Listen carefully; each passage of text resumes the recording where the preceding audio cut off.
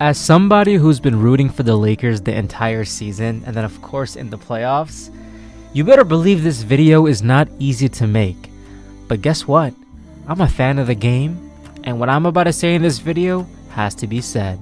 What up everybody, it's your boy STG Hoops with a brand new video, and man, 1,500 subscribers. This is surreal. I can't believe it, man. Just a month or two ago, we hit the 1K subscriber mark. So you guys who are watching the video, subscribing, it means the world. If you are new to this channel, go ahead and hit that subscribe button, man. One thing we do in these videos is we do not script them. I don't have a Google Doc AI script in front of me. I'm speaking from the heart so it can go to your hearts, and we just talking basketball, and I hope you appreciate that, and I hope that makes us unique. But without further ado, let's get right to this, everybody. The Los Angeles Lakers had a great season, or at least the last couple weeks of the season, maybe second half of the season. The first season, we already know that it was all over the place, man. It was all over the place. They won the in-season tournament and then just gone on to lose a bunch of games. It was a huge statistic, maybe 16 of 19. It was bad, bro. The Lakers experimented with various lineup changes, which ultimately kind of messed up their seedings, because if they didn't do this and gelled earlier on, they wouldn't have been, you know what, in the play-in, whatever, right? So obviously what that includes benching Austin Reeves, benching D'Lo, the whole shebang. Ultimately, the Lakers end up going to the play-in game. They end up winning, and they end up playing the second seed Denver Nuggets. Now, I know a lot of people were like, yo, maybe they should lose against the Pelicans so then they can go ahead and play the second play-in game, so then they can go ahead and challenge OKC. Yeah, OKC ended up winning anyways, and the Lakers wanted the smoke. The Lakers were hungry. They wanted to beat Denver. They haven't beat Denver in who knows how many games, a bunch of games. Obviously, Denver had a huge winning streak against them, and the Lakers wanted to beat that. And for the first couple of games, they had a chance, and they couldn't get it done. The Lakers, as we know, lost against the Denver Nuggets in the playoffs 4-1. Now, there's a lot to unpack here, but I want to start off by saying the real reason. We're going to kind of break this down in different angles, but the biggest reason why the Los Angeles Lakers lost to the Denver Nuggets and did not advance in the playoffs, and trust me, the Lakers had a great team. The Lakers had a great team, especially when they were gelling. They could beat any single team in the league. They proved that when they beat Denver, and the fact that they competed with Denver and actually won the majority of the minutes against the team, although they lost the series. Very interesting statistic. But the real reason why they lost, and I'm going to shift the narrative because honestly speaking, as a Lakers fan, and this was very stressful to watch. If you were a Lakers fan watching this series, the games were cutting edge, close, last wire, hardest beating. It is very, very tough, bro. I never thought I can get this stressed, but man, whew, I can kind of breathe now and enjoy, basketball without having to stress, although I do wish the Lakers moved on. But anyways, the real reason why the Los Angeles Lakers ended up losing against Denver is simply because, and like I said, we're changing the narrative here, the Denver Nuggets were just a better team. That's it. The Denver Nuggets were just the better team. I'm hearing so many instances where the Lakers did this, if they had a better coach, if they had this, if D'Lo didn't do what he did, and we're going to break these things down. Of course, if these things didn't happen, it would have increased their chances of them winning, right? Because they did end up winning the majority of the minutes played against Denver. But I'm sorry, I don't want to just only go down this rabbit hole, and we'll talk about these various things, but I just gotta give some respect to Denver, dog. I just want to start off by giving this respect to Denver. Two reasons. Number one, they deserve their respect. Number two, I'm not going to talk about all this and then mention this at the end. YouTube retention rates. People are probably going to watch this for the first 3-4 minutes and then dip. So I want to make sure if Denver Nugget fans, for example, are watching this, or even Lakers fans, let's just take a moment and pause and just give Denver Nuggets their respect, bro. They did it. They won it. They had a great team. They lost Green and they lost Bruce Brown, and they still, almost swept the Lakers, right? The players on the Denver Nuggets, outside of the crazy duo between the Joker and Jamal Murray, they stepped up and they played way better than the role players of the Lakers. I thought Michael Porter was straight up Ray Allen. This brother was Ray Allen. Every time he took a three, I thought he had a 99 3-point rating. He not only did Michael Porter make every single three I've ever seen in my life against the series, this brother swished it. If you look at the highlights for this brother, it ain't just a make. It's a straight up lethal shooter, straight up swish like I've never seen in my life, bro. I heard the net every single time he shot, and it was painful, dog.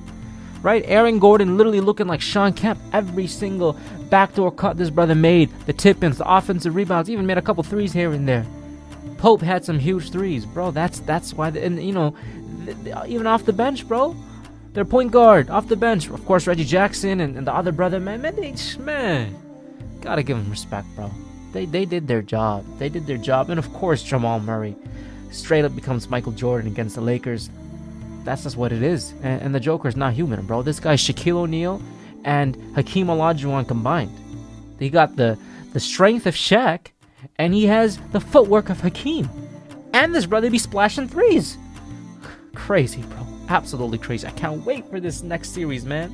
By the time we're watching this, game 1 and 2 may be done, so we're going to dissect that. But I had to start off with that. The Nuggets were the better team. They are the better team, the better coach team, but they got the better players who played better. Of course, Anthony Davis and LeBron James are extremely talented, and they're probably the top 3 players in this entire series, right? You can debate if they're top 4 between Jamal and Joker, but they were up there. But the role players outdid themselves. So now that we got that out of the way, we discussed that the reason the Lakers lost primarily is because Denver was the better team. Now we can talk about the Lakers, okay? And kind of do a little bit nitpicks what they got to do, obviously, before next season. We'll make a dedicated video on this as well. But right off the bat, look, man, they got to get this D'Lo situation figured out. Now, Darvin Ham, as of today, is fired. He is no longer with the Lakers along with Phil Hardy. You know, losing Phil was tough because this brother trained Kobe. He was elite. I was very sad to see him go. Anyways, the whole Lakers coaching staff has been fired.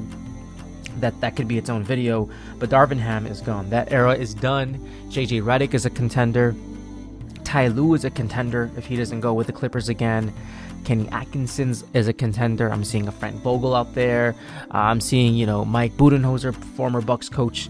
I'm seeing all these various names popping up. So that's going to be a huge opportunity with a lot of pressure. Provided, of course, LeBron James stays, but Anthony Davis is there. And I got to give him props because AD balled out in the playoffs.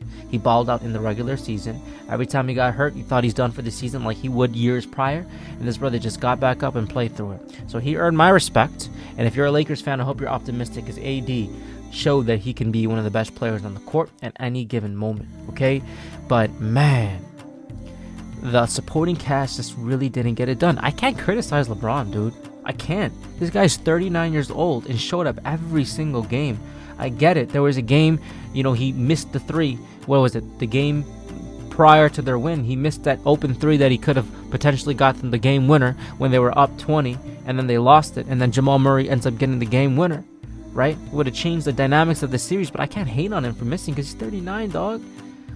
He did everything, bro. He's averaging like 25 plus a game. Like, you know what I'm saying? Like, I'm not going super statistical in this video because we all saw what we all saw, and we're just kind of speaking facts here. Most of the videos I go down in the statistics and everything of that sort, but right now we're just talking hoops. Right? And LeBron James, you can't hate on the brother who's 39 turning 40. The fact that he gets this much criticism is wild. You know what I'm trying to say? No one at age 39 has ever received this much criticism in terms of their gameplay. Nobody at age 39 averaged this many points in a game. Look, I'm not going to focus on LeBron here. I'm not going to focus on AD either, bro. AD did his job. Now, D'Lo, it was a huge issue, man. Because D'Lo is extremely talented. Seeing D'Lo become ice in his veins, bro, when after the All-Star break, when this guy just reawakened, it was one of the coolest things to see. He won them a lot of games, hit some huge threes, and, he carried that with some of the games in the playoffs, okay? Obviously, game 1, he did not do nothing, bro. It was very tough to see, and then next game, this guy goes out of nowhere and just becomes a three-point shooting Ray Allen. You know what I'm trying to say? I believe they ended up losing that game too, though. That was the game they dropped by 20 and blew it. And then, another game comes and they end up winning the game. And then the next game comes and then D'Lo just literally has one of the worst games and gets benched almost the entire fourth quarter. And then Darvin Ham gives him another chance for the last game. And, he hit a couple threes and it looked like the Lakers were going to win and they didn't end up winning that game. Okay? Austin Reeves showed up. He showed up. I was really impressed to see the confidence that Austin Reeves had. Some games Rui was there, some game Rui was not. Even Torian Prince, did decently well at times. But, the one thing that I think really hurt the Lakers was the backup big. Nobody could stop the Joker. Nobody could help contain the Joker. And nobody could help down low in the back cuts that Aaron Gordon had. The offensive rebounds and everything in between really hurt the Lakers many times. AD couldn't do it all, man. AD couldn't do it all. And Jackson Hayes is the boss, but it just didn't work out. And Christian Wood came back and he didn't even get to play. And Jared Vanderbilt came back that last game and he didn't even get to play either. So it was really, really tough. The Lakers also had games where they just couldn't hit a brick. And, could be a coaching thing too. Christie didn't play a minute, bro. I didn't see this guy even enter the court. He's a shooter, right? Gabe Vincent, Spencer Dinwiddie, I don't even know what that combo was doing, bro. They didn't do nothing, dog. I'm going to just say it like that. Spencer averaging 18 points a game. I didn't see none of that in this game. Gabe Vincent, great defense here and there, but come on, man. I didn't see nothing, bro. The Lakers need some dogs on their team who's going to provide offensive gameplay,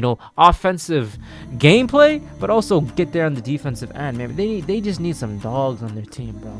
That's what the Lakers need. They got a couple, but they need some more. They need some shooters, bro.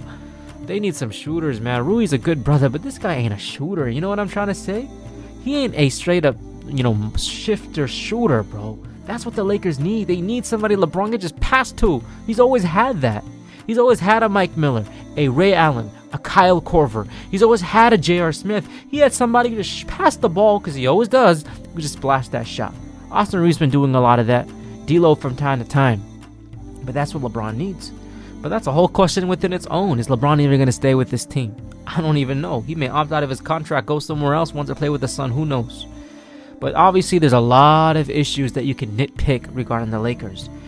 This is all from a love perspective, bro. The Lakers were a great team this season, and honestly, perhaps a better team than even last year, right? The Lakers really had a solid squad, but you have to get better. You kind of evaluate the squad as is. You know what I'm trying to say? I'm not hating on the Lakers. I'm just saying it how I saw it. And I hope y'all can understand that. I'm not hating on the Lakers. I was rooting for the Lakers, bro. I was depressed when they lost. But we got to kind of call it how we see it. You look at teams, bro, like the Miami Heat, who got just shooters who are killing it. Vasquez Jr., bro. The Lakers got him. It was that was the difference, man. That was the difference between the Lakers winning and losing. Just somebody who can just do all the dirty work. Down low, the mid-range, and things of that sort, right?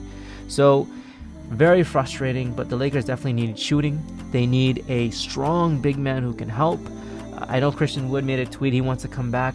And, the Lakers maybe got to experiment, bro, with, two centers, man. Two big men running it together, bro. You look at the Timberwolves. Rudy Gobert, Cat. Lakers didn't do much of that. You can't be expecting LeBron to play the 4 all the time and guarding the Aaron Gordons of the world, etc. 24/7, man. You know what I'm trying to say? Gotta go bigger against these big teams. And that's where coaching comes down to it, too. There were a lot of rotations that I think were very questionable, and a lot of people called it out. But anyways, I don't want to go longer than I have to. I kind of just vented my heart out in this game as a fan. It's tough, bro. When you watch the entire, so many games, and you know what I'm trying to say, and it was kind of therapeutic. We had a kid during the season or last season, and the late nights and things of that sort, keeping it real. Laker games are not late. Kids aren't going to sleep, so you just watch a Lakers game. You really commit to the team. You know what I'm trying to say? And that's how it is. That's fandom of any sport, right? So it was tough to see them lose. But at the end of the day, that's basketball. And you got to give respect to Denver Nuggets, number one. And of course, the Lakers need a lot of work. We're going to be diving a lot deeper into the Lakers, into free agency and everything in between in the later and upcoming, days, weeks, and months. But without further ado, everybody, if you enjoyed this video, go ahead and give it a like. Go ahead and give it a thumbs up. It really means the world. Subscribe if you haven't, dog. Let me know in the comments down below, what do the Lakers got to do to improve, man? What do the Lakers got to do to improve? Do they keep LeBron? Is it time to move on? I don't know. Y'all let me know in the comments down below. I can't wait to read the comments here because I'm kind of with y'all on this one. Y'all keep it real, everybody, and I'll see you in the next video. And I'm excited to see the second round of